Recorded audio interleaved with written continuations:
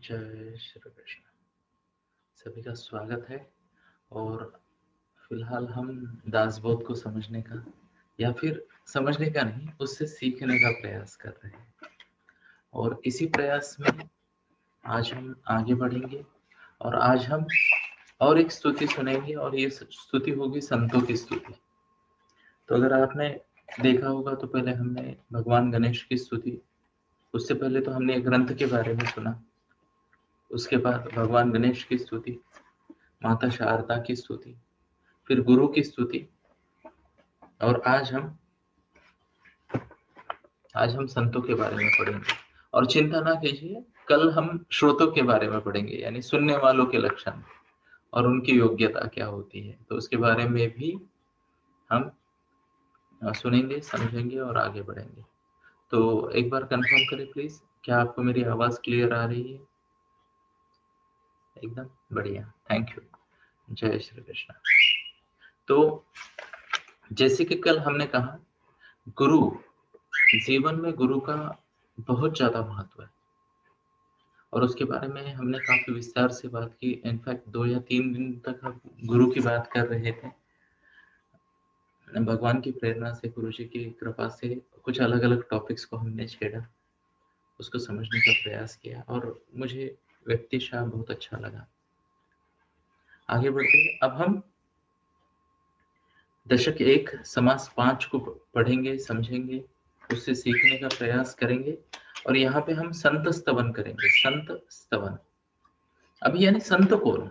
सबसे पहले तो यह बात समझनी जरूरी है, संत किसे कहा जाए, संत किसे कहा जाए, है ना? ऐसे कहा जाता है कि संत की संगत जो है वो मिलनी चाहिए। जिसे संत की संगत मिल गई, जिसे सज्जन की संगत मिल गई, उसके पूरे काम हो गए। टिक टिक टिक टिक।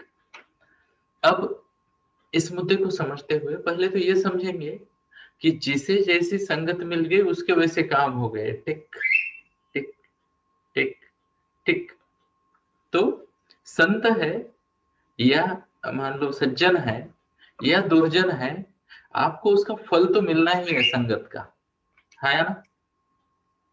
मुझे उम्मीद है आप इस बात से रिलेट कर पा रहे हो।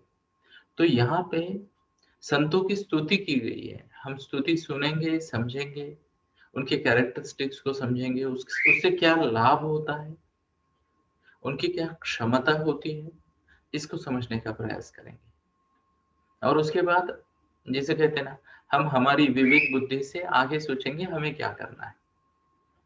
तो जय श्री कृष्ण। शुरुआत करते हैं दशक 1 समास 5। तो कुछ फीडबैक आए हैं।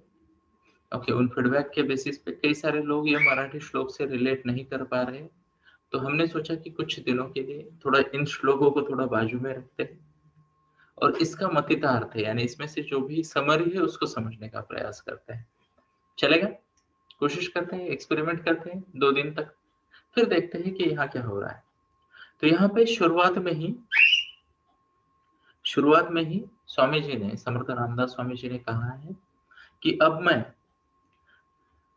परमार्थ का जो मुख्य आश्रय स्थान है, परमार्थ का जो मुख्य आश्रय स्थान है, जिसकी वजह से अत्यंत गुह्य ऐसा ज्ञान भी, आत्मज्ञान, मैं कौन हूं, प्रकट हो जाता है। इंसान को खुद की पहचान समझ में आती। अब जब मैंने ये स्टेटमेंट कह दिया, तो जब मुझे मेरी पहचान समझ में आती है, तब इंसान, मैं इंसान हूं, ये बाजू में हो जाता है। कुछ लोग अभी, कुछ लोग बाद में समझेंगे इस शब्दों को, है ना?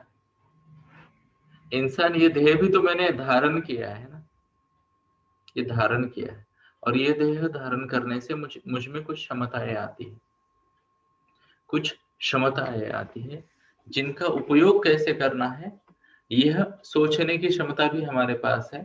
पर गुरु के ग्रेस से, गुरु के ग्रेस से हम इसे नेक्स्ट लेवल पे आसानी से लेके जा सकते हैं।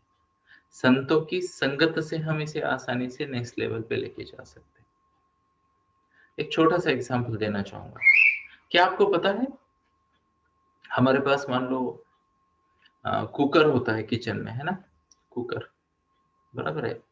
मुझे उम्मीद है आप जानते हो, एक कुकर होता है, उसे बंद करते हैं, उसमें पानी वगैरह डाल के वो सीटी बजती है ना, सीटी बजती है कुकर की, तो कुकर होता है। तो कुकर में क्षमता होती है अत्यंत फास्ट तरीके से, कम गैस का प्रयोग करके एक साथ 2 डिश भी पका सकता है, वो 3 डिश भी पका सकता है ना। तो दाल भी रेडी हो जाती है उसमें, और क्या कहते हैं, राइस भी हो जाता है। कुछ लोग पुलाव उलाव बना देंगे, कुछ लोग पता नहीं और क्या क्या करेंगे, है ना। मुझे तो कभी कभी लगता है इडली का मैकेनिज्म भी कुकर जैसा ही है, वहां पे भी भाप तत्व का उपयोग किया जाता है। वो छोड़ो, मैं उसका एक्सपर्ट नहीं हूँ। पर कुकर जो है, उसकी ये जो क्षमता है, वह किसी इंसान के संगत के बिना कोई काम की नहीं है। यानी मान लो राइस है, दाल है, पानी है, और कुकर है, उसका ढक्कन है, सीटी है और गैस है, काफी नहीं है, काफी नहीं है। हमें एक इंसान चाहिए जो इस सिस्टम को सही तरीके से आगे लेके जाए, हाँ या ना। इसी तरीके से होता है, इसी तरीके से होता है।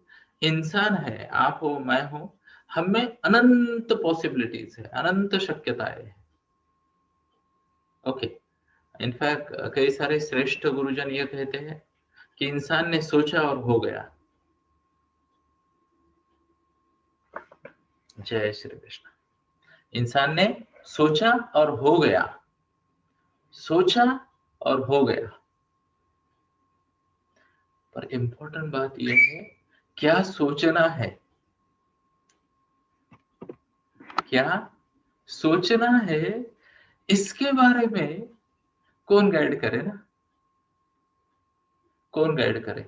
तो यहाँ पे देखो, ये सीक्वेंस को भी रीजन है कि क्यों ये पहले आया है। पहले तो ग्रंथारंभ लक्षण बताए, फिर भगवान गणेश की स्तुति, माता शारदा की स्तुति, फिर गुरु, फिर सज्जन। तो गुरु हायर लेवल पे आ गए, उसके बाद संगत आ गई आपकी, क्योंकि आपकी संगत भी आपका गुरु ही तो है। वो भी तो आपके विचारों को, आपके जीवन की दिशा को प्रभावित करते हैं। हाया, यस, जय श्री कृष्ण। तो ये बात के प्रति सजग होते हैं, क्योंकि ऐसा देखा गया है ज्यादातर इंसान ना अमंगल, अकल्याणकारी और अहितकारी चीजें सोचने में ही अपनी एनर्जी लगा देते हैं। और थोड़ी देर पहले मैंने एक शब्द कहा, एक वाक्य कहा कि इंसान जैसा सोचता है वैसा हो जाता है। जय श्री कृष्णा। तो मैं उम्मीद करता हूं कि आपके गुरु के प्रभाव से और आपकी संगति के प्रभाव से आप सही चीजों को सोचे, उसके बारे में विचार करें, तो मन, विचार, फिर वो आपकी वाचा पे आए और फिर आपके कर्मों में परावर्तित हो और फिर आपका जीवन बदले। जय श्री कृष्ण। तो आगे बढ़ते हैं, समझने का प्रयास करते हैं। तो शुरुआत में ही कहा कि परमार्थ का जो आश्रय स्थान है और अत्यंत गुह्य ऐसा आत्मज्ञान, आत्मज्ञान, आत्मा का ज्ञान है, जिसे हम अलग शब्दों में यह भी कह सकते हैं, मैं कौन हूं वाला ज्ञान, जिसकी वजह से प्रकट हो सकता है ऐसे संत या फिर सज्जन, सत्यजन। ओके, तो या तो सज्जन या फिर संत, उनको मैं वंदन करता हूं। और फिर आगे बढ़ते हैं। तो यहाँ कहा गया है कि परब्रह्म की जो प्राप्ति है वो अत्यंत श्रेष्ठ है, लाभदायक है, पर अत्यंत दुर्लभ भी है। श्रेष्ठ है, लाभदायक है, पर अत्यंत दुर्लभ भी है। और ऐसा अलभ्य लाभ जिसे कहते हैं, मुश्किल से मुश्किल पर ऐसा लाभ हो, उसकी जो पॉसिबिलिटी है, वो होने के लिए अच्छी संगत, संतों की संगत एक हाईवे है, एक श्रेष्ठ उपाय है। जय श्री कृष्ण। और यहाँ पे यह भी बताया गया है कि वास्तव में परब्रह्म प्रकट है, सबको पता है, सब देख रहे पाते हैं, सब समझ पाते हैं, सामने दिखता है, अनुभव भी कर पाते हैं। ओके, पर कई सारे कई सारे कई सारे कठिन कठिन कठिन कठिन कठिन कठिन कठिन कठिन, है ना? तो कई सारे कठिन व्रत करने के बाद भी वह प्राप्त होना मुश्किल है। ओके, उसे कहीं ढूंढने जाओ तो वो मिलता नहीं है। अब ध्यान से सुनिए, इसके अलग अलग लेवल पे अलग अलग अर्थ होंगे। मैं अभी हो सकता है मेरी गलती भी हो जाए, बट मैं जितना मेरी जान पहचान है, मेरी जितना मेरी समझ है, जितनी मेरी अंडरस्टैंडिंग है, मुझे यह समझ में आता है कि हम उस लेवल पे है। अब यहाँ में मैंने आप नहीं कहा, यहाँ पे मैंने मैं नहीं कहा, यहाँ पे मैंने कहा हम। तो हम सभी उस लेवल पे है जहां परब्रह्म की प्राप्ति को हम केवल 3 शब्दों में लिखे, मन स्वास्थ्य मन शांति के साथ प्रगति, है ना? अब रिलेट करने का प्रयास करते हैं। यहाँ लिखा गया है कि ये बहुत, जिसे कहते हैं, प्रकट है, हम देख पाते हैं, इसे फील कर पाते हैं, बट प्राप्त करना मुश्किल है। इसका महत्व भी हम समझ पाते हैं, है ना? तो एक बार गुरुजी से बात चल रही थी कि इंसान किस चीज की तलाश करता है ज्यादा से ज्यादा। सबसे ज्यादा इंसान किस चीज के पीछे पड़ा है, पता है आपको? तो गुरुजी ने कहा इंसान शांति की खोज में निकला पड़ा है। बाकी सब जो दिख रहा है ये ड्रामा है, नौटंकी। क्या शब्द है? नौटंकी। इंसान केवल शांति की खोज में निकला पड़ा है, बाकी सब नौटंकी है। अब गुरुजी की वाणी है तो कुछ तो लॉजिक होगा, ये झूठ नहीं हो सकती। अब दिक्कत क्या है कि इंसान को अगर कोई चीज सीधे सीधे मिल भी सकती है तो भी आदत होती है इंसान को कि चीजों को थोड़ा सा, जिसे कहते हैं ना, क्लिष्ट बनाए, कॉम्प्लिकेटेड बनाए। ओके, तो यहाँ पे मैं एक स्टोरी सुना सकता हूँ, आपको परमिशन है मुझे? एक स्टोरी की, एक बढ़िया सी स्टोरी है। अब उसको सुनते हैं, समझने का प्रयास करते हैं, और आपको आश्चर्य होगा कि यार किस तरीके से इंसान का जीवन ऐसे हो सकता है। ओके, तो शांति की खोज में निकल पड़ते हैं हम और आप, हम सब लोग अब शांति की खोज में निकल पड़ते हैं। तो यहाँ पे मैं एक आपको किस्सा सुनाऊंगा। ओके, अब ये स्टोरी कैसी है मुझे इसके बारे में ज्यादा नहीं पता, बट ये मुझे बहुत अच्छी लगी जब मैंने ये सुनी। तो एक बहुत ही सुपर रिच पर्सन एक तालाब के किनारे मछलियां पकड़ता रहता है। बहुत रिच, यानी उसके सातों कॉन्टिनेंट में बिजनेसेस होते हैं, उसके पास प्राइवेट जेट्स है, उसके पास यॉट है, उसके पास आप कहो ABCD, जो भी भौतिक संपत्तियां चाहिए वो सब उसके पास है। और वो क्या कर रहा है? एक बढ़िया से ऐसी कुर्सी डाली है, ऊपर जिसे कहते हैं छतरी है, धूप ना लगे वाली, और हाथ में फिशिंग रॉड है और वो फिशिंग कर रहा है। ओके, अब उसको मछली मिल नहीं रही, घंटा 1.5 घंटे से परेशान है बेचारा, बट उसको लग रहा है कि वो एंजॉय कर रहा है फिशिंग, रिलैक्स। कैसे रिलैक्स नहीं? कैसे रिलैक्स नहीं? माधुरी मैम, आपने जो कहा वो रिलैक्स नहीं। ओके, मैंने कौन सा कहना है? रिलैक्स वाला। कैसा? रिलैक्स वाला। तो रुमा बेटा, जब भी आप गोल मेडिटेशन लोगे, लंबा खींचना है शब्दों को ताकि वो अंदर तक पहुंचता है। हाँ, बढ़िया, गुड, ग्रेट। तो वो खुद को कह रहा है और दुनिया को दिखा रहा है कि वो रिलैक्स है, अंदर ही अंदर बेचैनी है। 1.5 घंटे से वो फिश रॉड इधर उधर घूम रहा है पर फिश नहीं मिल रही। तो उसको लगता है कुछ मजा किया जाए, आजू बाजू में देखता है तो एक गरीब फिशरमैन फिशिंग करता रहता है वहां पे।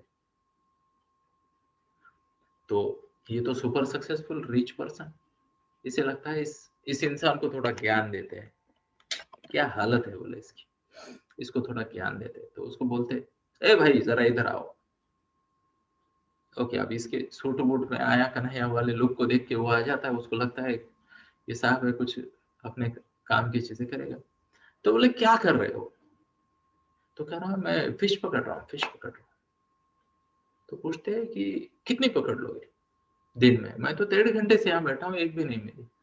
तो कहता है प्रॉपर एक सुपर साइज की, जिसे कहते हैं हमारे लिए कन्वीनियंट साइज की, 6 से 8 फिश में पकड़ लेता हूँ दिन भर में। अच्छा, 8 फिश पकड़ लेते हो? हाँ, एवरेज 8 आ जाता है। किसी दिन तो दिन भर में एक भी नहीं मिलती, और किसी दिन 15-20 भी मिल जाती, किसी दिन 2 घंटे में 15 मिल जाए। अब ये भाग्य के फेरे हैं, हम ज्यादा उसके बारे में सोचते नहीं, हमें इतना समझ में आता है रोज आना है, दिन भर फिशिंग करनी है, जाना। तो वो कहता है अच्छा, तो करते क्या हो ये 8 फिश का?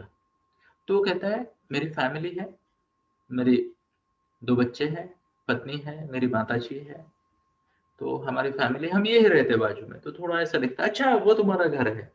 हाँ, बोले वही मेरा घर है, एक छोटा सा झोपड़ा वगैरह जो भी होगा उसका वो घर है, मैं वहां रहता हूँ।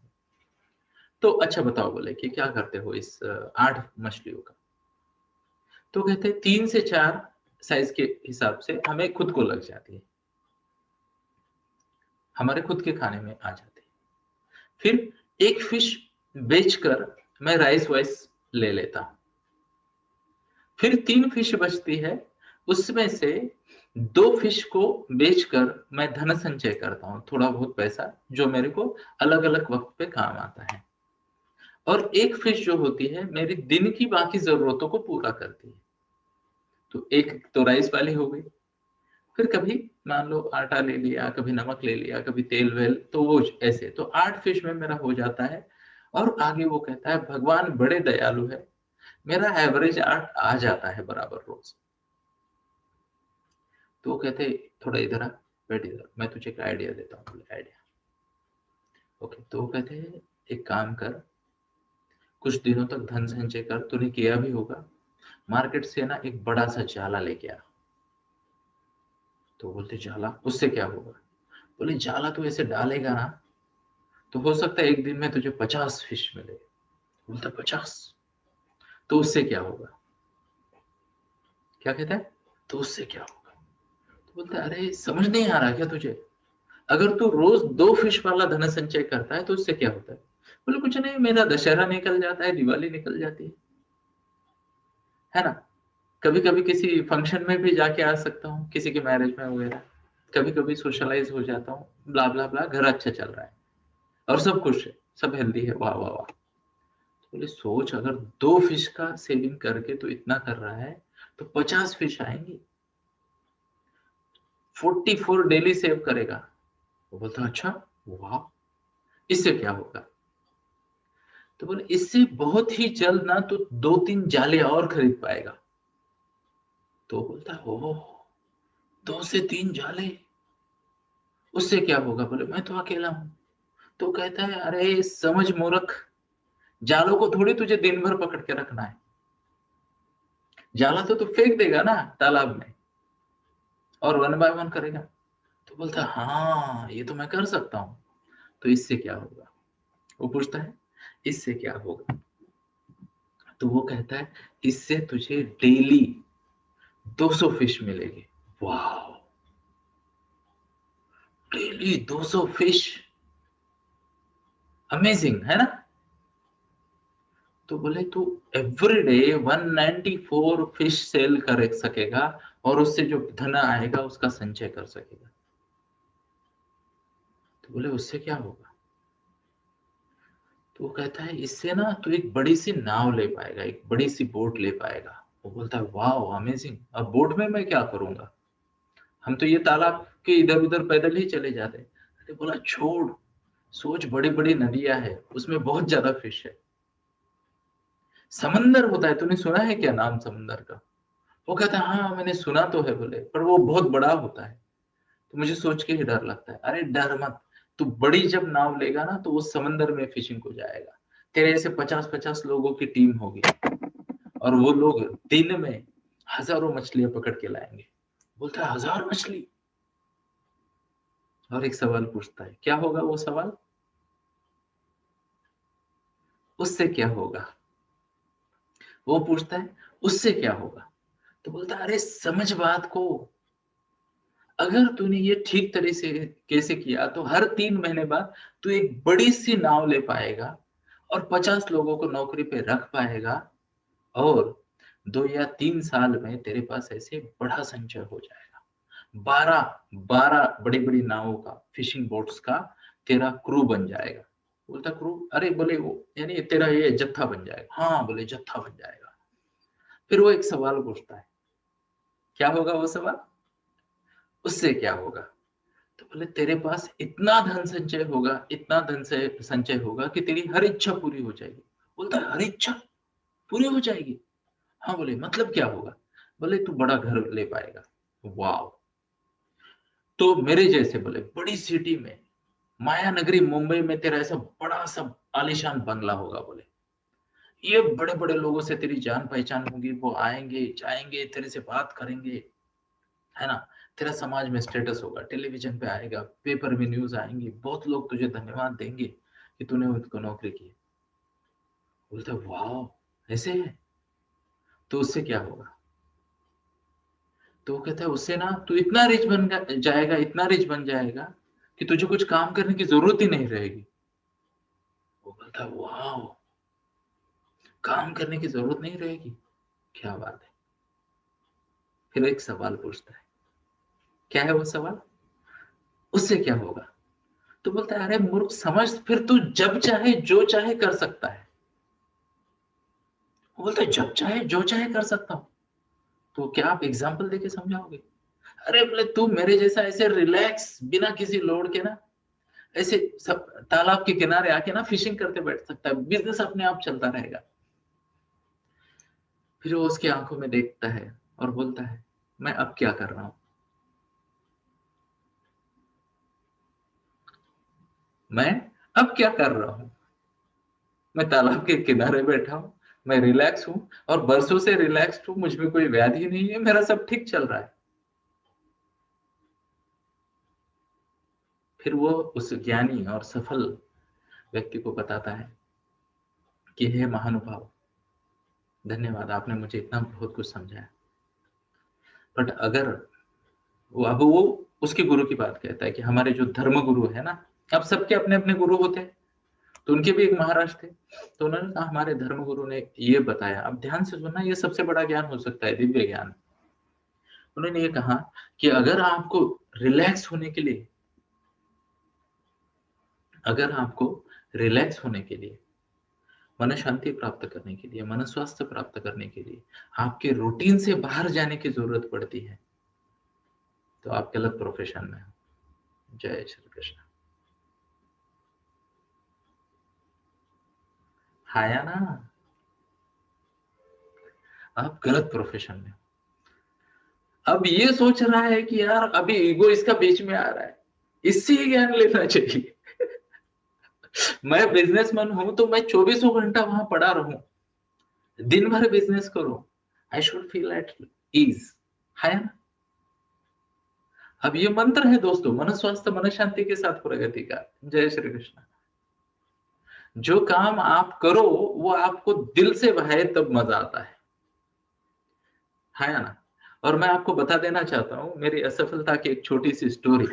जैसे दिनेश भाई ने उनकी सफल लाइफ जर्नी के बारे में बताया, जो कई सारी असफलताओं के बाद आई, है ना? उन्होंने तो एक बात भी बताई थी कि एज 57 में उन्हें ब्रह्म ज्ञान हुआ, कि वो कितने, क्या कहते हैं, एम्बिशियस वगैरह ब्ला ब्ला ब्ला सब थे, और आज वो कितने नम्र है, कितने दयालु है, कितने प्यार भरे वाले हैं, और कितने केयरिंग है ना? इनफैक्ट दिनेश भाई, मुझे सौभाग्य मिला, आपकी बेटी से भी मेरी बात होगी ऐसे ही मजाक मजाक में। जय श्री कृष्ण। वो भी हमारे ग्रुप में आ चुकी है, तो उन्होंने गलती से फोन लगा दिया तो हमारा नमस्ते भी हो गया। एंड ब्लेस्ड यू आर, है ना? वो तो ब्लेस्ड है, बट आप भी ब्लेस्ड हो कि ये प्रभाव आता है, ये प्रभाव आता है ना? तो शुरुआत में तो उन्होंने मुझसे गुजराती में 2-4 शब्द कह दिए, मुझे समझ में भी आ गए, पर फिर जब ज्यादा हो गया तो मैंने उन्हें बोला कि मैं गुजराती नहीं मराठी मानुष हूँ। तो मैं मेरी असफलता की कुछ स्टोरियां सुनाना चाहता हूँ दोस्तों, परमिशन है? ओके। तो मैं काफी भाग्यशाली रहा, काफी भाग्यशाली रहा कि काफी जल्दी मैंने जॉब पकड़ लिया। उसके बाद life was going great, promotions होते रहे, एक लेवल से दूसरे, दूसरे से तीसरे, तीसरे से चौथे, अगला प्रमोशन भी ड्यू था। ओके, जो मेरा सपना था किसी जमाने में कि इतना इतना अर्निंग हो, उससे कुछ गुना ज्यादा कमाने लग गया था। ओके, और बहुत सारे सपने चॉइस बन गए, बहुत सारे सपने चॉइस बन गए। यानी सोचा था किसी दिन अच्छा सा घर लेंगे, ले लिया, गाड़ी लेंगे, ले ली, अलग लेवल पे जाए, ले हो गए, थोड़ा फॉरेन घूमना था, 4-5 कंट्री घूम के आ गए।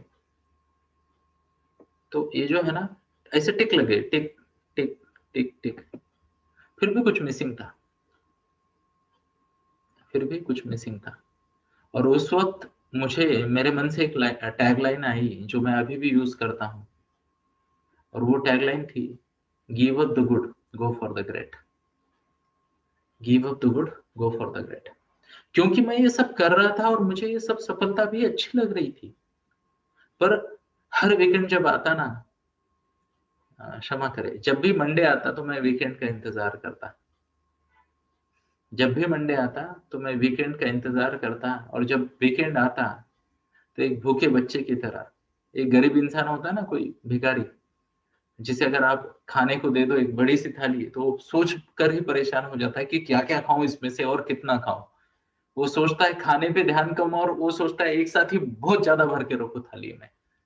होता है ना, कभी देखा है आपने, मूवीज वगैरह में देखा होगा। आजकल तो ऐसे लोग दिखते कम है हमें, हम अलग जीवन जीते। वो हालत हो जाती थी वीकेंड को। एंजॉय करने के बड़े बड़े एजेंडे होते थे, और हर रविवार की रात्रि को ये फीलिंग आती कि ये वीकेंड थोड़ा छोटा हो गया। और हर मंडे सुबह दिल करता कि 2 घंटा और आराम करे, या कुछ और करे, बच्चों के साथ थोड़ा और टाइम स्पेंड करे। And most of the time Sunday रात को ही मैं टूर को निकल जाता था, या मंडे सुबह सुबह निकल जाता था, कभी कभी मंडे शाम को, हफ्ते भर के लिए। 17-18 दिन का टूर रहता था मेरा।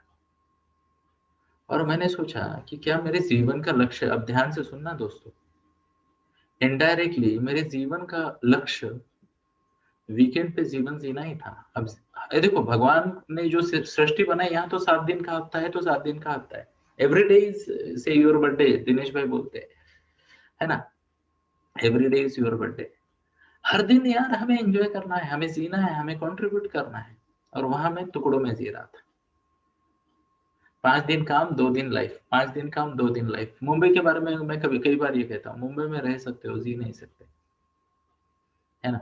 मुंबई उन्हीं लोगों के लिए जो कि वर्कोलिक है, कंटिन्यूअस काम करे, काम करे, काम करे। क्योंकि वहां तो यार ट्रैवल टाइम भी इतना है, हमारी ड्यूटी खत्म हो जाएगी आधी, उतना तो वहां 2-4 घंटा तो लोग ट्रैवल कर लेते हैं, है ना। तो क्षमा चाहता हूँ, कोई मुंबई कर है तो मुझे किसी को आहत नहीं करना है, बट ऐसा हो जाता है। और फिर मैंने सोचा कि कुछ और किया जाए। तो पहला ऑब्जेक्टिव ये था कि बच्चों के साथ टाइम स्पेंड करना है। उस ऑब्जेक्टिव के साथ 2011 में मैं ऑप्शन की तलाश में निकला। तो कुछ ज्ञानियों से मिला, मैंने कुछ 52 इंटरव्यू लिया। जस्ट मैं आपको बताता हूँ, नौकरी छोड़ने से पहले मुझे जो लगता है कि जो लोग सफल है जीवन में, उन ऐसे 52 लोगों से मैं मिला। एक लंबी चौड़ी क्वेश्चनरी थी, और उनको मैंने सवाल पूछे, जवाब दिए, एक डेटा आया, एक डेटा आया। तो मुझे एक बात उन सब में कॉमन नजर आई, वो थी कि आपका फाइनेंशियल पेशेंस बहुत जरूरी है सपने की पूरे करने में। अब ये बात बच्चों को लागू नहीं होती, क्योंकि ये पैरामीटर आपके मम्मी पापा देख रहे हैं, है ना। तो इसलिए मैं हमेशा कहता हूं, चाइल्डहुड सबसे बड़ा है। आपके पास 22 साल तक फेल होने का मौका है। एक बार सक्सेस होने के लिए 22 साल तक आप फेल हो सकते हो। माँ बाप आपको हर हर बार सपोर्ट सिस्टम देंगे। 22 से 23 में वो सपोर्ट, 22 से 25 में वो आपको सपोर्ट करेंगे, बट इम्पेशेंट होंगे। 25 के बाद एक किक मार देंगे और बोलेंगे अब तुम तुम्हारा देख लो, जय श्री कृष्णा। तो मेक मोस्ट ऑफ दिस। तो मुझे ऐसा समझ में आया कि मुझे 3 साल का समय चाहिए। तो मैंने फिर से एक बार माता लक्ष्मी की आराधना की, उसके लिए यज्ञ की। मतलब क्या किया, मैंने मेरी कमाई बढ़ा दी और खर्चे कम कर दिए। ओके, तो आई हैड सम फंड्स और मैं आया। अब मैं आपको बताऊं, मैंने 7 बिजनेस किए। ये जो सोहम लाइफ कंसल्टेंसी मेरा बिजनेस है, ये मेरा 7वां बिजनेस है पिछले 5 साल में। तो 2011 से 2015 तक मैंने तैयारी की, खुद को मेंटली प्रिपेयर किया, कई सारे कोर्सेज किए, बिजनेस की कोचिंग ली, ब्ला ब्ला ब्ला। खुद को पात्रता, जिसे मैं हमेशा शब्द कहता हूँ ना, तो पात्रता बनाने में और बढ़ाने में 4 साल लग गए। फिर मैंने बिजनेस की शुरुआत की। ओके, 4 बिजनेस एवरेज लेवल पे था। ओके, और एक बिजनेस मेरा काफी अच्छा क्लिक हो गया, वो था car rental and tours and travels का। एंड सब अच्छा चल रहा था, सब अच्छा चल रहा था। घर से 300 मीटर दूरी पे ऑफिस था, तो कभी कभी घर में ऑफिस आ जाता था, और ऑफिस में बच्चे आए तो ऑफिस घर बन जाता था। एंड यू कैन इमेजिन, आज से 5 साल पहले, यानी मेरी छोटी बच्ची तो 2nd स्टैंडर्ड में थी, नहीं क्षमा चाहता हूँ, वो तो सीनियर केजी में थी उस वक्त। तो वो प्यारी सी बच्ची कभी भी ऐसे घूमते फिरते आ जाती थी ऑफिस में, 300 मीटर तो बड़ी बात नहीं। और हमें ऑफिस में भी घर का प्यार, घर का सुकून मिलता, सब अच्छा चल रहा था। पर जो काम मैं करता था ना, उसमें मुझे मजा नहीं आता था। कि किसी को गाड़ी प्रोवाइड कर दी, छोटी वाली, बड़ी वाली, लग्जरी वाली, वॉल्वो वॉल्वो सब तरह की, या किसी का टूर प्लान कर दिया। उनके चेहरे की मुस्कान मुझे अच्छी लगती थी, फीडबैक अच्छे लगते थे, पर मेरा डेली रूटीन मुझे उतना भाता नहीं था। मैं थोड़ा स्वार्थी आदमी हूँ, मुझे दिन में ना 100 थैंक यू अगर ना मिले तो नींद नहीं आती। अब वहां हफ्ते भर में 2-3 लोग थैंक यू बोलते थे। से आसान नहीं है लोगों से थैंक यू कहलवाना, आसान नहीं है, बड़े कंजूस होते हैं लोग, है ना। यहाँ तो हम रोज ग्रेटिट्यूड लिखते हैं, और मैं बड़ा भाग्यशाली हूँ, कई सारे लोगों के थैंक यू में, ग्रेटिट्यूड में मेरा नाम आता है। ये तो गुरुजी की कृपा है मुझ पर। पर पॉइंट क्या है, उस फिशरमैन की तरह, ये स्टोरी मैंने 2014-15 के आसपास ही सुनी थी, और इसको मैंने मेरे जीवन का लक्ष्य बना दिया, जीवन का लक्ष्य। और मैं ऐसे, I am a professional career counsellor, तो मैं आपको सजेशन दूंगा, स्पेशली बच्चों को, कृपया कृपया इस चीज की ही तलाश में निकले कि ऐसा काम करे, ऐसा काम करे, ऐसे कार्यों को अपने हाथ में ले, जो आप कभी भी करो, कहीं भी करो, आपको खुशी हो, आपको लगे ही ना कि आप काम कर रहे हो। तो मैं आपको बताता हूँ, मैं जो लाइफ कोचिंग करता हूँ, जीवन के प्रति बात करता हूँ, जीवन का ज्ञान देने का प्रयास करता हूँ, चाहे वो दासबोध के माध्यम से हो, चाहे वो भगवत गीता के माध्यम से हो, चाहे वो डीएमएलटी टेस्ट के माध्यम से हो, चाहे वो एप्टीट्यूड टेस्ट के माध्यम से हो, चाहे वो भाषणों के, यानी करियर गाइडेंस, स्टडी गाइडेंस, ब्ला ब्ला ब्ला, उसके माध्यम से हो, चाहे वो कपल काउंसलिंग के माध्यम से हो, चाहे वो कुछ हद तक बिजनेस कोचिंग के माध्यम से हो, ये सब तरीके हैं, ये सब तरीके हैं। पर इम्पोर्टेंट बात क्या है, जब मैं ये कार्य करता हूँ ना, तो सामने वाला समझ ही नहीं पाता कि मैं काम कर रहा हूँ। आप में से कई सारे लोग हैं जो हमारे पेड प्रोग्राम्स में भी है, एंड मैं दिल पे हाथ रख के कह सकता हूँ, मेरी इन्वॉल्वमेंट, मेरा जिसे कहते हैं एक्सप्रेशंस, मेरी एनर्जी वहां पे भी यही रहेगी, यहाँ पे भी यही रहेगी, ये फ्लक्चुएट नहीं होती, कम नहीं, ज्यादा नहीं, उधर भी ऐसे, इधर भी ऐसे, मुझे किसी भी प्लेटफॉर्म पे लेके जाओ। तो मैं वो फिशरमैन हूँ जो मंडे को फैमिली का, यानी घर चलाने के लिए जब फिशिंग करता है तब भी ऐसे रहता है, और वीकेंड को रिलैक्स होने के लिए फिशिंग करता है तब भी ऐसे ही रहता है ना। एंड मैं आप सबको सजेशन देना चाहूंगा दोस्तों, सजेशन देना चाहूंगा, अपने पैशन को ढूंढे, पैशन को ढूंढे, और ऐसा कुछ करने का प्रयास करें जहां पे आप ना, यानी यार, जिसे कहते हैं ना, एनर्जी अप होनी चाहिए। मेरे बिजनेस कोच है ना रवि सर, वो कहते हैं थिंक ऑफ समथिंग, जिसे सोच के आपको ऐसे जोश आ जाए, अभी हमारे सर ऐसे जोश में रहते हैं, फुल टू यस। वो मोटिवेशनल स्पीकर और बिजनेस कोच है, तो ऐसा बोलते हैं यस, एनर्जी अप होनी चाहिए।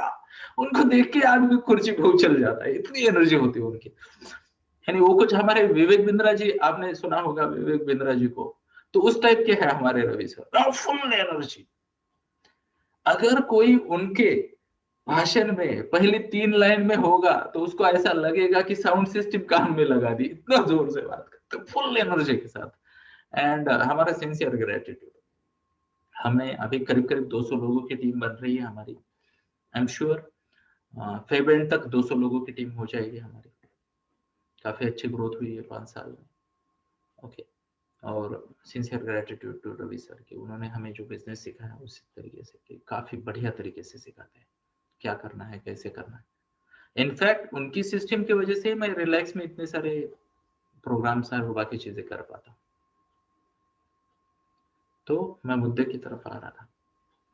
मुद्दा यह है कि हर चीज में बिजनेस हो सकता है।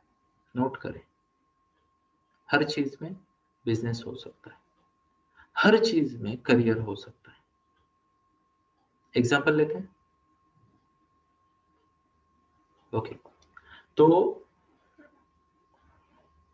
यहां पे आप लोग कृपया टाइप करें आपको क्या अच्छा लगता है। What ever you like, your hobbies, liking जो भी है टाइप करें। जरा हम एग्जाम्पल लेंगे।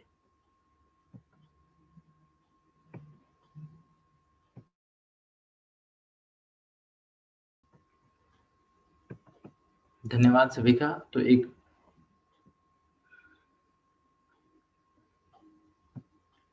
तो कुछ ऑलरेडी मैसेज आ रहे हैं हमारे पास। तो एक आ गया स्पोर्ट्स। स्पोर्ट्स में क्या वो आप स्पेसिफाई कर सकते हो, पर स्पोर्ट्स में करियर बन सकता है क्या? Answer is yes. ऑटोमोबाइल्स, तो स्पोर्ट्स, पहले तो स्पोर्ट्स की बात करते हैं। स्पोर्ट्स में करियर क्या क्या बन सकते हैं? मैं ब्रॉडली 4-5 करियर के नाम लूंगा। आप खिलाड़ी बन सकते हो, आप ट्रेनर बन सकते हो, फिटनेस ट्रेनर, आप माइंडसेट कोच बन सकते हो, आप टीम प्लेयर बन सकते हो, स्पोर्ट्स के कोच बन सकते हो, कमेंटेटर बन सकते हो, स्पोर्ट्स के रिलेटेड शॉप निकाल सकते हो, है ना, स्पोर्ट्स के रिलेटेड ब्लॉग लिख सकते हो, स्पोर्ट्स के रिलेटेड यूट्यूब चैनल चला सकते हो, स्पोर्ट्स की एकेडमी बना सकते हो, सो मेनी। अब किसी ने कहा ऑटोमोबाइल्स। अब ऑटोमोबाइल्स में आप बेसिक से शुरू करें तो खिलौने की दुकान डाल सकते हो, ऑटोमोबाइल ओनली। बोले यहाँ पे कुछ नहीं, बोले कार से लेके हेलीकॉप्टर और यान तक सब कुछ मिलेगा खिलौना वाला, वहां से शुरू कर सकते हैं। आप गाड़ी चला सकते हो, गाड़ी बना सकते हो, गाड़ी ठीक कर सकते हो, गाड़ी को डिजाइनर गाड़ियां बना सकते हो, उसके मॉडल्स बना सकते हो, या उसके इंजीनियर बन के उसकी टेक्नोलॉजी को बेटर बना सकते हो। सेफ्टी का अलग डिपार्टमेंट, स्पीड का अलग डिपार्टमेंट, इकोनॉमी का अलग डिपार्टमेंट, इंजन का अलग डिपार्टमेंट, फील का अलग डिपार्टमेंट, है ना। चाहे जो करियर कर सकते हो। आगे देखिए, हारमोनियम, ड्राइंग, बैडमिंटन, अब 3-3 चॉइस है। अब सेम तरीके से इसमें भी करियर बन सकता है क्या? तो आंसर इज यस। हारमोनियम वाले बाबा तो हमारे इधर ही है, दीवार के पीछे, है ना। अमेजिंग है वो, काफी बिजी और जबरदस्त आर्टिस्ट है। आपको चाहे तो मैं मुलाकात करवा दूंगा आपकी उनके साथ। He is a professional artist. Drawing, अब ड्राइंग के बारे में क्या कहना है? Even I will tell you, I know a person जिसे ड्राइंग आती ही नहीं है बट उसकी पैशन है पेंटिंग्स वेंटिंग्स ब्ला ब्ला ब्ला। वो सिर्फ बड़े बड़े आर्टिस्ट की पेंटिंग खरीदता है और बेचता है, तो उसके जीवन में केवल पेंटिंग्स है और एक्सचेंज में बहुत कमाता है। किसी भी आर्टिस्ट से ज्यादा वो खुद कमाता है, आप बोलो। और ऐसे एक सजेशन हमने हमारे एक इसको भी दिया है। किसी दिन मैं आपको ना पेंटिंग्स दिखाऊंगा हमारे एक दोस्त की, अमेजिंग, जिसे कहते हैं आर्टिस्ट है हमारे एक दोस्त। अभी नाम नहीं लूंगा, जिसको पता चलना था चल गया। ओके आगे बढ़ते हैं। बैडमिंटन। अब बैडमिंटन में तो आप इसमें करियर में दो तीन ऑप्शन है, आपको ये देखना होगा। शॉर्ट करियर होता है बैडमिंटन प्लेयर का। बहुत कम प्लेयर बैडमिंटन वाले 28 के आगे खेल पाते हैं। Most people retire around 28। जो सुपर प्लेयर्स है ना, टॉप वाले, वही 35-36 तक खेलते हैं बैडमिंटन में। और यहाँ पे भी कोचिंग का काम कर सकते हो आप। कमेंट्री में ज्यादा पैसा नहीं है बैडमिंटन की, बट कोचिंग डेफिनेटली कर सकते हो। कोचिंग में बहुत ज्यादा पैसा है। सिंगट रोड की बात की जाए तो आई नो 2-3 कोचेस, और माफी मांग कर वो बहुत अच्छे नहीं है, फिर भी अच्छा कमा रहे हैं।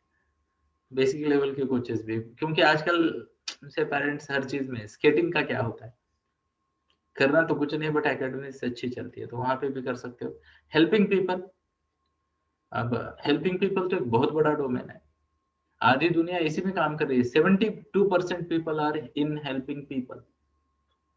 72% पीपल के करियर लोगों की मदद करने में है, पर कई बार वो भूल जाते हैं मेरा ये काम है। तो अच्छे तरीके से हेल्प करो, कोई दिक्कत नहीं है उसमें। आप देखिए ना, एक सिंपल सी रिसेप्शनिस्ट भी तो हेल्प करती है, आपकी एंट्री और अंडरस्टैंडिंग इजी करती है। बट कुछ लोग ऐसे बैठते हैं, हाँ बोलिए, ओके कौन है आप, किससे मिलना है, ओके अपॉइंटमेंट है क्या? अब उनको वो काम भी काम लगेगा, है ना। आगे देखते हैं, आई लाइक टू स्विम। तो स्विमिंग में आप आगे देखो, ओके क्या क्या आपके पास ऑप्शन है। ओके, प्रोफेशनल बनना, स्विमिंग में अगर प्रोफेशनल बनना है तो you have to start around what 5 और 6 एज। ओके, उसके आगे ये नहीं है, बट फिटनेस के लिए बहुत अच्छा है, वहाँ कोचिंग कर सकते हैं, सीखना हो। कुकिंग में तो बहुत ज्यादा स्कोप है। अब हमारे घर में एक फेवरेट आजी है, वो she is what 72 years old, और वो यूट्यूब चलाती है and she has got few lakh subscribers, और वो सिंपल मराठी में बात करते हैं। ओके, बहुत बढ़िया है। मोटिवेशनल स्पीकिंग, अभी I will tell you, mark my words, आने वाले 35-40 साल का समय जो हो, that would belong to teachers, trainers, coaches, counsellors, motivational speakers, consultants. आने वाले 35 से 40 साल उनके हैं। एक साइड में हाई एंड टेक्नोलॉजी है और दूसरी साइड में ह्यूमन वैल्यूज है। Teachers, trainers, counsellors, consultant, coaches, motivational speaker. और इसमें अगर आप निश पकड़ो, हर चीज का मास्टर नहीं बनना है, निश पकड़ो। आपने देखा होगा, मेरी तो एक बार मेरी दादी ने मेरे को झाप दिया, बोले ओके, मेरी दादी ने मेरे को फोन करके बहुत झाप दिया, बोले तेरी भगवत गीता सुनती हूँ, घुमा फिरा के भगवत गीता को भी तू बच्चों पे लेके आता है। मैं बोला मेरा काम ही है, मैं कुछ भी बात करूंगा I will come to teenagers. तो बोले मेरे कुछ काम का नहीं है। मैंने बोला आपको किसने बोला आप बूढ़े हो गए? दादी तो बन गई वो, है ना। दादी को दादा बना दो, बड़े भाई बना दो या दीदी बना दो, आ जाओ और टीनेजर बन के जोश पे। वो बोले ऐसे ही ठीक है, बट कुछ हमारे हमारे लेवल पर का भी ज्ञान दो। तो मैं कहता मोक्ष को तो मैं जीवन आनंद मानता हूँ, आगे वाला नहीं। आप आगे की सोच रहे हो, किसी बाबा के पास चले जाओ, है ना। सिंगिंग, लोगों से बात करना अमेजिंग है, अमेजिंग है। जैसे मैंने कहा 72% careers are in people connect and communication. People connect and communication, आजू बाजू में देखिए हर कोई सेल कर रहा है, हर कोई सेल कर रहा है, लोगों को इन्फ्लुएंस कर रहा है। मैं भी वही कर रहा हूँ, आप भी वही करते हो। छोटे बच्चे को खाना खाने के लिए कन्विंस करना भी सेल है ना। वो करेले की सब्जी अच्छी अच्छी बोल के खिलाना भी सेल है। आपको पता है ना, छोटे बच्चों को दूध पिलाते हैं, वो बोलता है नको नको, हम फिर भी पकड़ के इधर उधर से डोज दे ही देती है माँ, है ना। तो वो भी सेल है। तो देखो उसमें बहुत ज्यादा करियर है। आगे देखते हैं, रीडिंग, ये तो नोबेल प्रोफेशन है, क्योंकि मेरे गुरुजी ने मुझे कहा था ज्ञानी बनने के 3 ही मार्ग है, ज्ञानी बनने के 3 ही मार्ग है। ऑब्जर्वेशन, आप बारीकी से देखकर ऑब्जर्व कर कर ज्ञानी बन सकते हो। दूसरा लिसनिंग, ज्ञानियों को सुनकर आप ज्ञानी बन सकते हो। और तीसरा रीडिंग। अब इसमें क्या है, ऑब्जर्वेशन से सीखना सबसे टफ है, क्योंकि आप सही वक्त पे सही जगह पे होने चाहिए। लिसनिंग से सीखना अभी आसान हो गया है पिछले 5-10 सालों में, because of YouTube, because of podcast, because of अलग अलग चीजें। तो वहां पे आप इजीली सीख सकते हो।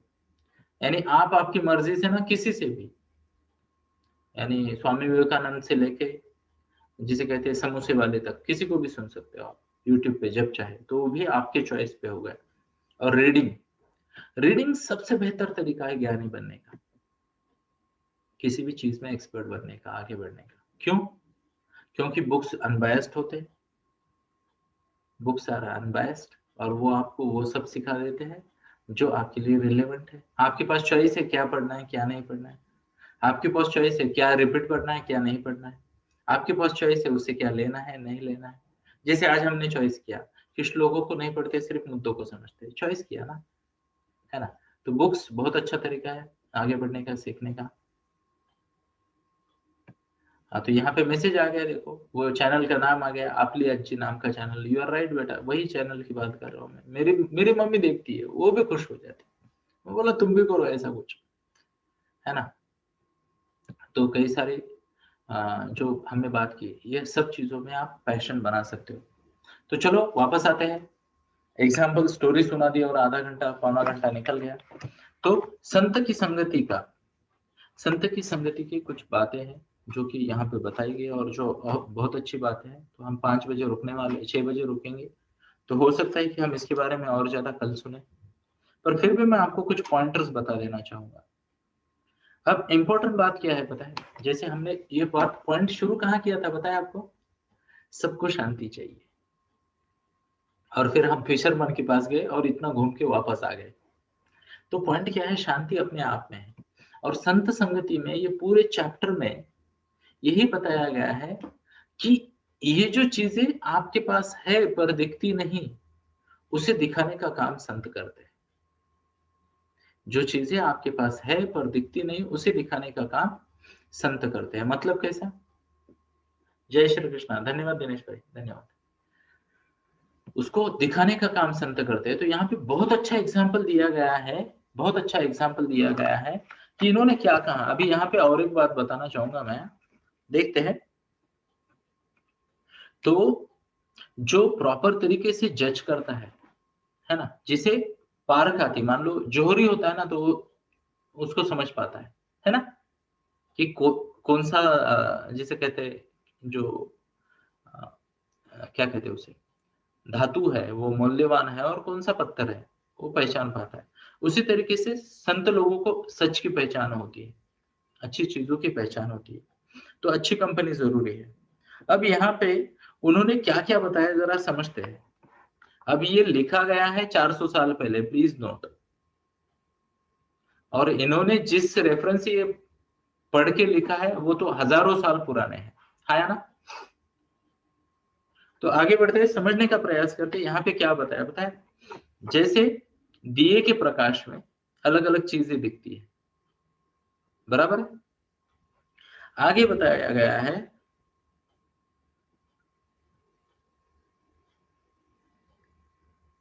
कि, अब ध्यान से सुनिए, 400 साल पहले वाले शब्द, ओके। जैसे मान लो ये होता है ना, मकड़ी होती है, उसका जाला भी सूरज का प्रकाश होता हमें दिख जाता है, बहुत बारीक तंतु होते हैं पर दिखते हैं, है ना। आगे देखिए उन्होंने क्या कहा। अभी पहले तो मैं श्लोक पढ़ता हूँ, ये श्लोक पढ़ना जरूरी है। जया सूर्याचेनी प्रकाशे पूर्ण तंतु तो ही दिसे, नाना सूक्ष्म प्रसाद भासे अनुरेनादिक। अब यहाँ 400 साल पहले इन्होंने बताया कि अगर आपके पास राइट रिसोर्स हो तो आपको मकड़ी के जाले का तंतु भी दिख सकता है। आगे देखिए, आपको अणु और रेणु भी दिख सकते हैं। अब मॉडर्न साइंस को लगता है इन्होंने अभी एटम वेटम की खोज की। जय श्री कृष्णा। ये 400 साल पुराना है दोस्तों, है ना। अणु रेणु देखे जा सकते हैं। अब उस वक्त माइक्रोस्कोप था क्या? हमें लगता है नहीं था। अगर माइक्रोस्कोप नहीं था तो उन्होंने कल्पना कैसे कर दी अणु रेणु की। आगे देखिए, चिरिले वाळाग्र तेहि प्रकाशी परितो दाखविना वस्तुसी तेज तेज जाय चेनी साधकासी प्राप्त होवे। अब चिरिले वाळाग्र तेहि प्रकाशी मतलब क्या, उन्होंने ये बताया बाल के नोक को अगर एक का दो कर दिया जाए, काट दिया जाए, वो भी देखा जा सकता है। ये हमारा भ्रम है कि पुराने लोगों के पास माइक्रोस्कोप नहीं थे, टेलीस्कोप नहीं थे, ये हमारा भ्रम है।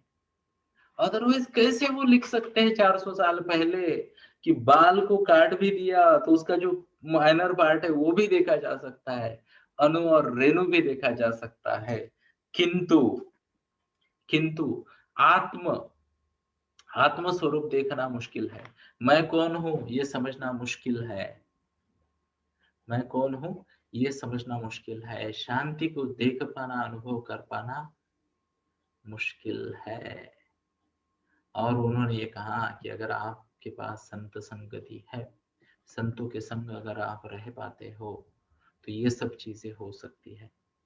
तो दोस्तों, अगर आपको नंबर 1 का फिशरमैन बनना है उस इंसान के जैसा, तो आप पूरा ध्यान आउटसाइड वर्ल्ड पे दे अच्छे से पढ़ाई करे, अच्छे से, जैसे हमें बताया जाता था कि ठीक से पढ़ेगा तो अच्छी नौकरी मिलेगी, अच्छी नौकरी मिलेगी तो अच्छी छोकरी मिलेगी और लाइफ सेट हो जाएगा। तो आपके घर में जो बड़े हैं उनको देखना, उनके पास अच्छी नौकरी भी है, अच्छी छोकरी है, अच्छा छोकरा भी है। है ना? फिर भी लोग कहते हैं कुछ तो मिसिंग है। कितने लोग एग्री करते हैं? टाइप करें आए। इवन बच्चों ने भी अगर अनुभव किया होगा तो वो भी टाइप कर सकते हैं आए कि यार कुछ तो मिसिंग है। वो सीआईडी का डायलॉग, दया कुछ तो गड़बड़ है ना? यस। तो यहाँ पे आए टाइप कर रहे हैं लोग। तो यही है, दूसरा फिशरमैन बने, अपने पैशन को करियर बनाए और उसके लिए सही संगत जरूरी है। अब ये सही संगत क्या है, इसके परिणाम क्या है, इसको हम कल समझेंगे। मैं पूरे पॉइंटर्स के साथ आपको चाहता हूँ कि उनकी क्वालिटीज क्या है, उनके हमारे लाइफ में बेनिफिट्स क्या है, इसके बारे में हम कल चर्चा करेंगे। पर please note, please note, please note, please note. सिर्फ एक क्वेश्चन दे दूं मैं बच्चों को, एक क्वेश्चन दे दूं। स्टार, आप में से कई सारे लोगों ने आपके इंटरेस्ट, आपकी हॉबीज बताई। किसी बार ना नॉर्मल रूटीन से ज्यादा स्ट्रगल स्ट्रगल वाली फेज में उसको लेके जाए और महीना भर करके देखे, महीना भर करके देखे। एग्जाम्पल, किसी ने कहा मुझे हारमोनियम पसंद है। ओके, दिन में 6 घंटा हारमोनियम बजा के देखे, 8 घंटा बजा के देखे महीना भर, फिर पता चलेगा कि आपकी सच में पैशन है या नहीं है। स्विमिंग जाते हो ना, तो कोशिश करें 5 दिन ना पूरा दिन उधर रहने की कोशिश करें पानी के आसपास, फिर पता चलेगा। क्योंकि माइकल फेल्प्स से मैंने सुना वो 7 घंटा तो एक्चुअल स्विमिंग प्रैक्टिस करता था और 5 घंटा फिटनेस ट्रेनिंग करता था, 12 घंटा। अब हमें डुबकी लगानी आती है, 20 मिनट बाद हम बोर हो जाते हैं। नॉर्मल आदमी की बात कर रहा हूँ, है ना? किसी को क्रिकेट पसंद है तो जाए क्रिकेट ग्राउंड पे और बिना बैट हाथ में पकड़े, ध्यान से सुन लेना, बिना बॉल को हाथ लगाए 2 घंटा राउंड मारे ग्राउंड के। क्योंकि क्रिकेटर करते क्या है, घंटा 2 घंटा तो बैटिंग करते, दिन भर तो फील्ड पे घूमते रहते, इधर उधर घूम के देखे दिन भर। एक बॉल हाथ में ले, इधर से उधर फेंके, उधर से इधर फेंके, उसको कलेक्ट करते रहे दिन भर, फिर पता चलेगा। 3 घंटा जिम में जाए, बिना बोर हुए फिट रहने की कोशिश करे। स्पोर्ट्स में करियर बना है ना, 2 महीना बिना शक्कर के रह के दिखाए, प्रोटीन डाइट पे, हेल्दी हेल्दी फूड पे, डंबल मार के दिखाए 2-2 घंटा, फिर पता चलेगा, फिर पता चलेगा। किसी ने कहा लोगों की मदद करना पसंद है। अरे कोशिश करे, कोशिश करे, दिन के 3 घंटा मदद का प्रण करे, महीना भर करके देखे, विदाउट एक्सपेक्टेशन। ब्रैकेट में ये जरूरी है, विदाउट एक्सपेक्टेशन। जो सामने आता है उसको सच्चे मन से मदद करे, फिर देखे आपको कैसा लग रहा है, फिर देखे क्या उसकी मदद हो रही है, क्या उसके चेहरे पे वो थैंक यू वाले भाव आ रहे हैं। अगर आ रहे तब जाके मजा आएगा दोस्त। तो मैंने जो बताया ना आपको, टूरिस्ट के बिजनेस में था, तो वहां पे मेरे को यार बहुत कम थैंक यू मिलते थे। उसको क्या लगता था, यार ये मैं पैसा दे रहा हूँ, ये सर्विस दे रहा है, काम खत्म। वहां पे कुछ एक्स्ट्रा कंट्रीब्यूशन का फील ही नहीं था, जो मेरी नीड थी। अब तो जिससे मैं, जैसे मैं कहता हूँ ना, इवन मैंने कंसल्टेशन भी कर दिया तो मैं 12,000 लेता हूँ 90 मिनट बात करने के। और वो इंसान भी मेरे को कम से कम 10 बार थैंक यू बोलता है, गाड़ी में बैठने तक वो बाय बाय करके थैंक यू बोलता है मुझे, घर जाने के बाद थैंक यू बोलता है, अगले दिन थैंक यू आता है उसका। अब बात बनी, मैंने खुद को कहा आरसी यही करना है। एंड मैं आपको सच बताता हूँ, मैं तो फील करता हूँ, है ना? मेरे जीवन का कैलकुलेशन जो है ना, 80% टाइम्स ना पॉजिटिव एनर्जी आती है मेरे पास। 80% टाइम्स 100 लोगों को मिलता हूँ तो 80 लोग ना ऐसी पॉजिटिव एनर्जी मेरी तरफ भेजते हैं। मेरा ग्रेटिट्यूड उनकी तरफ जाता है, उनका ग्रेटिट्यूड मेरी तरफ आता है, मेरा थैंक यू उनको पहुंचता है, उनका थैंक यू मुझे मिलता है। 80% लोग ऐसे, 10 में से 8 जो दिल से, ध्यान से सुन लेना शब्द को, जो दिल से थैंक यू कहते हैं मुझे, और जिनको मैं भी मेरा ग्रेटिट्यूड एक्सप्रेस करता हूँ। 80%, 10 में से 8। मे बी 1 सवा लोग ऐसे हैं जो न्यूट्रल है। तो करीब करीब 13 से 15% लोग हैं जो न्यूट्रल है। अब मेरी तरफ से उनको भी पॉजिटिव एनर्जी जाती है पक्का, बट उनकी तरफ से न्यूट्रल एनर्जी आती है मुझे, क्योंकि वो उतना कनेक्ट नहीं कर पाते।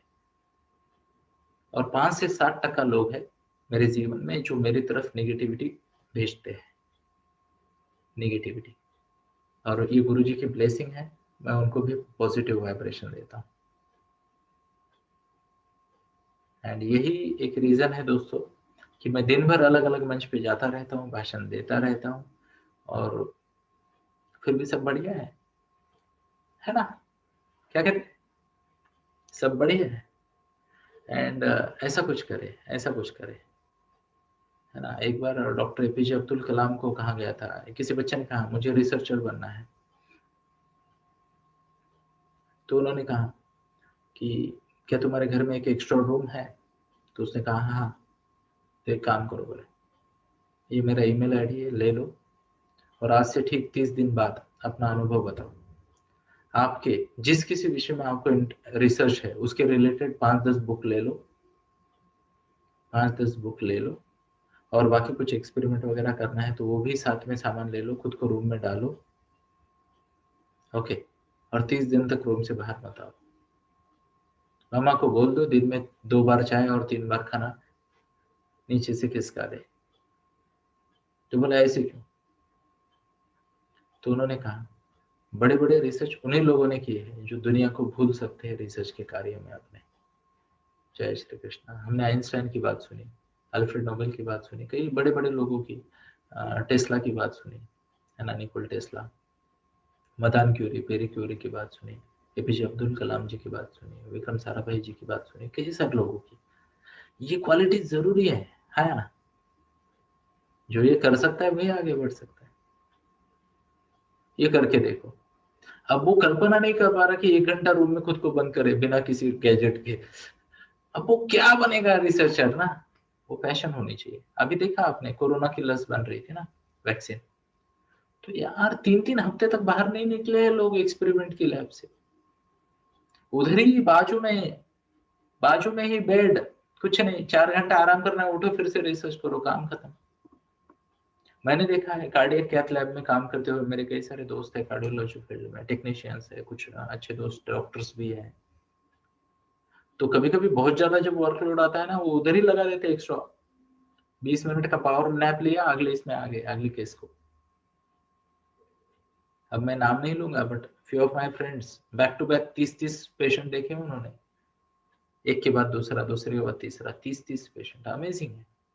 अब उनको थकान नहीं आती, अरे बस हो गया यार। अरे सोचो एक पेशेंट आया, दिल में दर्द है और ये बोल रहा है बोर हो रहा है अभी मूड में, ये कैसे होगा? ऐसा हो गया तो क्या होगा, है ना? So that is how. Passion को पहचानना दोस्तों, अपने पैशन को पहचानना। और एक आखिरी मुद्दा मैं बोलूंगा, फिर हम रुकते हैं। 6:03 हो चुके हैं, 6:05 तक तो रुकना ही चाहिए, और 5 मिनट ग्रेस तो मैं खुद को दे ही सकता हूँ, है ना? 5 क्या और 50 क्या। जय श्री कृष्ण। तो मेरी स्पेशली बच्चों को रिक्वेस्ट है, इवन जो मिडिल एज में है मेरे जैसे, उनको भी रिक्वेस्ट है कि ऐसा कौन सा काम है यार जिसका टॉपिक छिड़ने से भी आपकी एनर्जी अप हो जाती है, जोश आ जाता है। अब यहाँ पे और एक स्टार लगा देता हूं मैं, एंजॉयमेंट के पॉइंट ऑफ व्यू से नहीं, उससे किसी और को हेल्प होगी, किसी और के चेहरे पे स्माइल आएगी, किसी और का भला होगा, कंट्रीब्यूशन पॉइंट ऑफ व्यू से। ऐसी चीजों के बारे में सोचा, क्योंकि मुझे कई बार मेरे बिजनेस पार्टनर्स भी बोलते हैं, कई बार मेरे घर वाले भी बोलते हैं, ये क्या है सुबह सुबह 5 बजे रोज सुबह फुल टू भाषण चलता रहता है, लंबे चौड़े। मैं बोलता हूँ यार ये बच्चे हैं, इनके चेहरे पे मुस्कान जब देखता हूँ मेरे को अच्छा लगता है, बस वो फीस है मेरी। तो कोई अगर ऐसे सीरियस बैठेगा तो मेरी फीस नहीं मिलेगी मुझे ऐसे, तो आप स्माइल कर सकते हो। और जब ये बच्चे स्माइल करते हैं तो मुझे अच्छा लगता है, मुझे मेरी फेस मिल जाती है ना? और मैं ये भी आश्वस्त हो जाता हूँ कि जिन खड्डों में हम गिरे हैं उनमें से कुछ खड्डों में आप ना गिरो, फिर भी आप गिरोगे, गलतियां करोगे, फंसोगे, घुटनों में दर्द होगा, बट कम होगा। है ना? तो इसी के साथ ही आगे बढ़ते हैं और कहते हैं जय श्री कृष्ण। और टू यू रोमा बेटा।